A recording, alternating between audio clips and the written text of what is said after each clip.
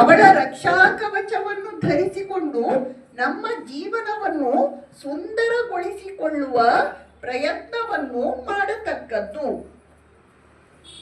ನವರಾತ್ರಿ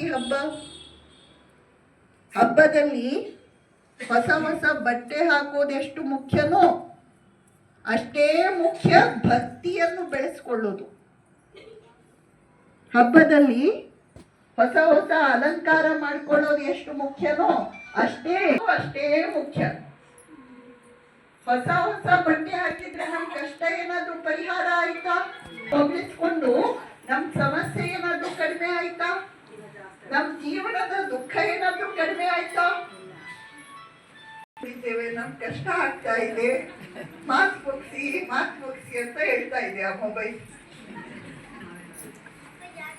ಹೌದಂತೆ, ಎಲ್ಲರೂ ನಗ್ತಿದ್ದಾರೆ. ಹೌದು ಅಂತ ಹೇಳಿ ಮುಕ್ತಾಯ ಮಾಡೋಣ. ಆದ್ದರಿಂದ ಹೊಸ ಹೊಸ ಬಟ್ಟೆ ಹಾಕೊಳ್ಳೋದು ಬೇಕು. ಯಾಕಂತ ನಿಮ್ಗೆ ಗೊತ್ತಿಲ್ಲ. ಹೊಸ ಹೊಸ ಬಟ್ಟೆ ಯಾಕೆ ಹಾಕ್ಬೇಕಂದ್ರೆ ದೇವರು ನಮ್ಮನ್ನು ನೋಡ್ಲಿಕ್ಕೆ ಬರ್ತಾನೆ. ಅವನು ಬಂದಾಗ ನಾವು ಹೇಗಿರ್ಬೇಕು? ನಿಮ್ಮ ಅಲಂಕಾರಕ್ಕಲ್ಲ ಹೊಸ ಹೊಸ ಬಟ್ಟೆ ಹಾಕೊಳ್ಳೋದು. ಹೊಸ ಹೊಸ ಬಟ್ಟೆ ಹಾಕೊಳ್ಳೋದು ಅಕ್ಕಪಕ್ಕದವರ ಹೊಟ್ಟೆ ಉರಿಸ್ಲಿಕ್ಕಲ್ಲ.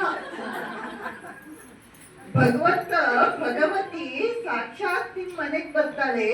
ಅವಳು ಬಂದಾಗ ನಾವು ಹೇಗಿರ್ಬೇಕು? ಎಷ್ಟು ಚೆನ್ನಾಗಿರ್ಬೇಕು?